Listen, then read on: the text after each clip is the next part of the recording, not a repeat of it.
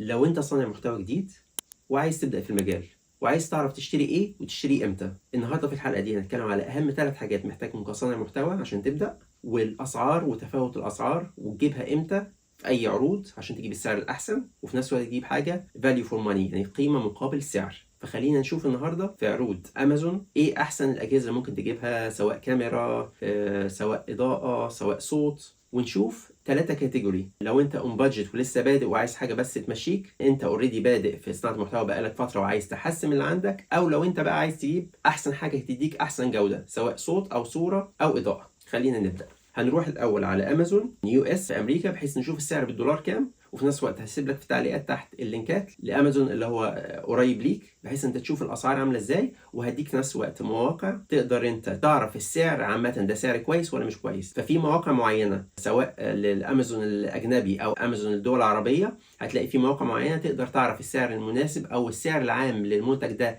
اقل حاجه وصل له كام، فهل ده فعلا عرض كويس ولا لا. فخلينا نبدا. اول حاجه نبدا بيها الكاميرات. فخلينا نبدا بكاميرات المبادجت. عاده عشان تبقى العمليه واضحه بالنسبه لكم، الكاميرات لو هتدور على كاميرا او محتاج كاميرا فخليك ما بين الكانون والسوني. ليه؟ لانهم هم افضل نوعين موجودين في السوق تقريبا بالنسبه للكاميرات الهايبريد اللي هي بتشتغل سواء تصوير صور ثابته او بتشتغل فيديوهات كمان. فانت محتاج كده كده حاجه تقدر تصور بيها فيديو وصور. في الحاله دي هيبقى الافضل الكانون والسوني. سيبك من الدي اس ال ار، ان الدي اس ال ار كويس جدا في تصوير الصور بس مش في الفيديوهات. يعني لو انت هتصور فيديو فانسى الدي اس ال ار، هيبقى اي كاميرا ميرورلس او موبايل هيبقى احسن منها بكتير. طيب السؤال، اجيب كانون ولا سوني؟ بص هسهلها لك. لو انت بتستخدم كاميرات اوريدي فخليك في الايكو سيستم بتاعك. يعني لو انت بتستخدم اوريدي سوني وعايز تطور من نفسك وتجيب كاميرا سوني تانية فخليك في السوني. لو انت عندك كانون دي اس ال ار قديمه وما عندك حدثات وعندك كلام من ده فخليك في الكانون.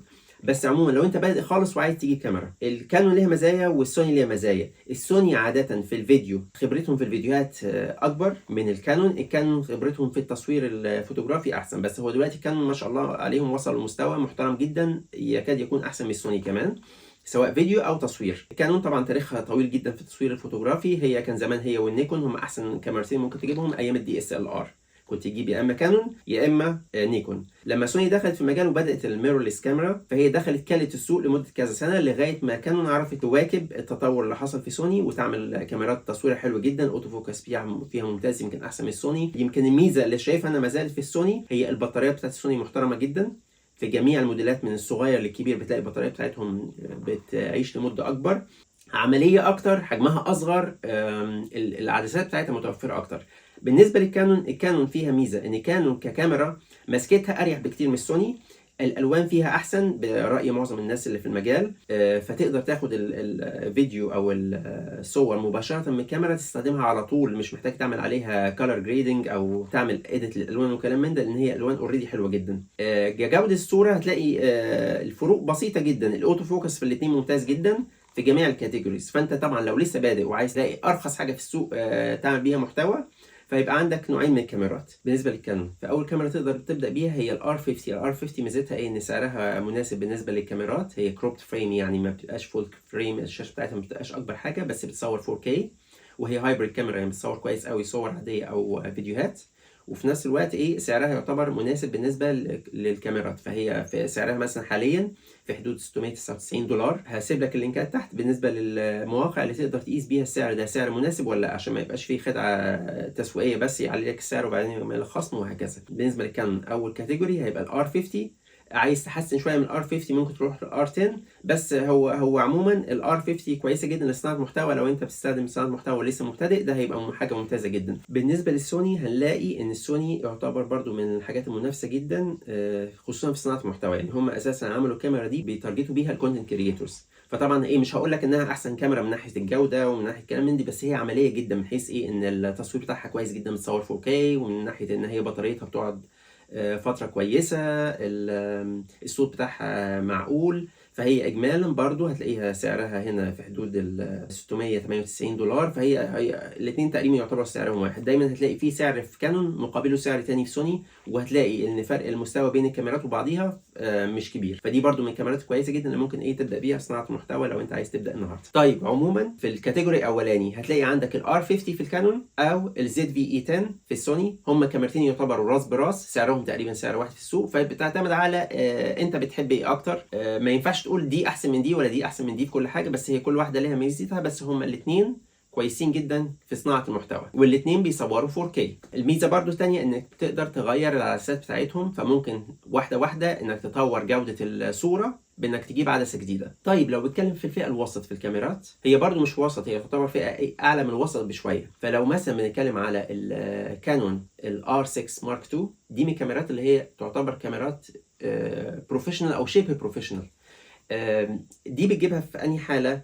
في حاله لو انت ناوي تشتغل مع عميل ومحتاج تشتغل شغل بروفيشنال، فانت محتاج كاميرا، وفي نفس الوقت الكاميرا دي تكون بتصور كويس جدا، بتصور بجوده اعلى من نظيرتها في السوق، احسن بكتير من الموبايل فون.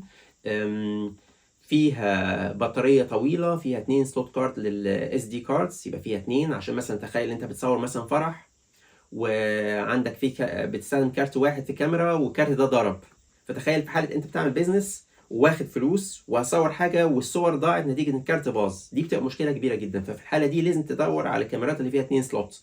فدي في الحاله دي هتلاقيها، لو في حاله الكانون هتلاقيه مثلا الحاجه اللي بتصور كويس جدا ومستوى رهيب وفي الفيديو جامده جدا وفيها اوتو فوكس رهيب وتصويرها عالي جدا، هتلاقي في الكانون الR6 مارك 2. مقابل ليها في السوني هتلاقي الالفا AZ4 برضو تعتبر راس براس. يعني حتى في مقارنات الفيديوهات كلها هتلاقي الاثنين جودتهم يعني تكاد تكون زي بعضيها، والاثنين بطارياتهم بتعيش فتره طويله، اثنين اوتو فوكس عالي جدا. في بعض المواقع تقول لك ان دي احسن من دي بحاجه بسيطه، والثانيه تقول لك دي احسن من دي بحاجه بسيطه. بس معظم الناس اللي بتفهم في الفوتوغرافي يقول لك ايه، في اي حاله دي او دي الاثنين ما لهمش حل وكاميرات جامده جدا. انا مثلا اشتريت كانون R8. طب ليه ما اشتريتش كانون R6 مارك 2؟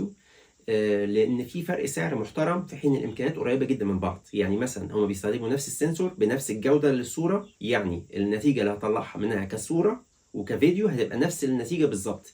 الفرق في ايه؟ ان حاجه زي الR6 مارك 2 البطاريه بتاعتها كبيره، بتعيش فتره اطول. فدي طبعا لو انت في بيزنس محتاج بطاريه تعيش معاك فتره اطول. فيها 2 سلوت كاردز بتسجل نفس الفيديوهات او الصور على 2 SD كارد في نفس الوقت، فلو واحده ضربت الثانيه تبقى باك اب بالظبط. الR8 سعرها فعليا في السوق هنا مثلا في انجلترا ب 1600، ده سعرها حاليا في وسط الاوفر، في حين انا جايبها من شهرين في البرايم داي تقريبا بنص السعر ده. في حلقه تانية هقول لك ازاي تجيب الكاميرا بنص السعر. بالنسبه هي سعرها مثلا في امريكا دلوقتي $1200، فمعنى كده انها ارخص بكتير، يعني هتلاقي 1700 $1800. هتلاقي في نفس الوقت الR8 اللي هي فيها تقريبا نفس الامكانيات، هتتنازل عن شويه حاجات بسيطه، هتتنازل عن البطاريه الطويله، هتتنازل عن 2 سلوت كاردز، هتتنازل عن In-Body Image Stabilization. الIn-Body Image Stabilization دي بتعمل ثبات في التصوير، اللي هو لو انت ماشي وبتصور وشايل الكاميرا في ايدك ان هي بتعمل لك ايه، بالانس للتصوير اكتر. فدي عاده بتبقى موجوده في العدسه وفي الكاميرا. فبعض الكاميرات ما فيهاش In-Body Image Stabilization، دي مش موجوده في الR8. بس دي تتحل ان انت لو عندك مثلا جيمبل، لو بتصور في استوديو والكاميرا ما بتحركهاش كتير، فانت فعليا مش محتاجها. يعني ليها حلول برضو مقابل انك بتوفر في السعر توفير محترم. والR8 تعتبر اخف وارخص كاميرا فول فريم. فلو انت عايز تخش مجال الفول فريم بس في نفس الوقت عندك بادجت محدوده، فالR8 هتبقى بدايه ممتازه للقصه دي.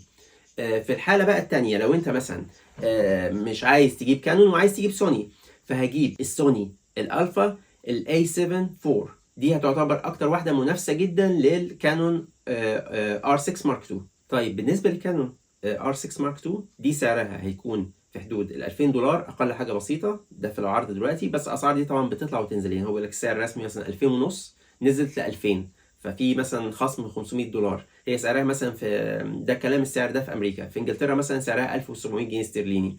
فالفكره ان ايه، مازال برضو كاميرا تعتبر عاليه. لو هتروح تجيب السوني برضو الالفا A7 IV، فدي هتلاقي سعرها برضو تقريبا نفس السعر، اغلى حاجه بسيطه جدا، هتلاقي سعرها مثلا $2100 تقريبا. فهي تقريبا دايما هتلاقيها في نفس السعر. لو انت بقى معاك امكانيات وعايز تجيب احسن كاميرا في السوق وهتشتغل بيها بقى شغل بروفيشنال، عايز احسن حاجه باعلى جوده، فهيبقى عندك في الكاميرات حاجتين، يا اما مثلا تجيب الكانون R5 وفي الR5 مارك 2، بس حاليا هتجيب الR5 هتلاقي سعرها احسن من المارك 2. المارك 2 لسه نازل، فعاده الكاميرات لما بتنزل جديده بتبقى سعرها عالي جدا، فساعتها بتجيب الموديل اللي قبليه عشان السعر يبقى متخفض بطريقه كويسه. في حاله الكانون R5 دي هتعتبر من احسن الكاميرات اللي تجيبها على الاطلاق، بتصور 8K، بطارية تحفة، تصوير تحفة، كاميرا ممكن تستخدمها في أي حاجة، سواء هتصور بيها مثلا أفراح، هتصور بيها سبورتس، هتصور فيها لاندسكيب، هي ممتازة. طبعا لو أنت متخصص قوي في السبورت ممكن أقول لك R3 أحسن، R1 أحسن، بس دول كاميرات غالية جدا. يعني R5 سعرها في حدود $2800، مقابل إن R5 مارك 2 اللي هي مش أحسن منها بكتير قوي، هي أجدد أو كل حاجة، $4300. فطبعا في فرق محترم في السعر. السوني ألفا 1 بقى هي تعتبر من أحسن كاميرات في السوق، يعني هي المنافس للR5 في الكانون، بس دي سعرها غالي شوية في حدود $5000. فطبعا إيه الفكرة ان انت فعلا محتاج المستوى ده او محتاج تدفع الفلوس دي كلها ولا لا. طبعا يعتمد على انت بتعمل ايه. عادة انا انصحك نصيحة، لو انت بتشتغل شغل بروفيشنال مع عملاء فانت عايز تجيب احسن حاجة تعيش معاك كويس جدا، حاجة تصور بميجا بيكسل عالي، فدايما هتلاقيه اكتر في الR5 وهتلاقيه في السوني ألفا 1. دول هتلاقيهم احسن اتنين من حيث جودة الصورة، عدد البكسلات، سرعة التصوير، جودة التصوير، بتصور 8K، حاجة ممتازة. بس دي في حالة الشغل البروفيشنال بس. اما لو انت بتصور محتوى فانت اي كاميرا تبدأ بيها انتري ليفل هتبقى ممتازة، هتنفعك، هتلاقي بتصور 4K، هتلاقي بتصور كويس، بطارية كويسة، صورة كويسة. بس لو انت عايز رأيي وبتبدأ لسه النهاردة، استخدم الموبايل اللي في جيبك، هيديك امكانيات كويسه جدا. معظم الموبايلات بتصور 4K مع شويه اكسبورات بسيطه اللي هي الصوت والضوء، تمام، انت هتبقى كده ممتاز. عايز حاجه بقى تبقى استوديو كامل في موبايل، لو جبت موبايل حديث وليكن الايفون يعتبر كأنه استوديو كامل معاك، من ناحيه الصوره، من ناحيه الصوت، بقى في AI بيظبط الصوت ويعمل لك نويز كانسليشن، امبودي ايمج ستابلايزيشن. لو ماشي شايل الموبايل هيديك احساس اكنك شايل الموبايل على جيمبل. في نفس الوقت سعره هيبقى سعر اي كاميرا من دول، وممكن يكون ارخص كمان. يعني انت لو جبت الايفون الجديد هتلاقي سعره ارخص من الكاميرا مع امكانيات اعلى بكتير. فانت لو عايز كاميرا انتري ليفل وعندك استوديو وعايز حاجه ثابته وكلام من ده، اقول لك بس نصيحتي ليك الاحسن ممكن تبدا بالموبايل، وبعد كده واحده واحده تبدا تطور بقى ايه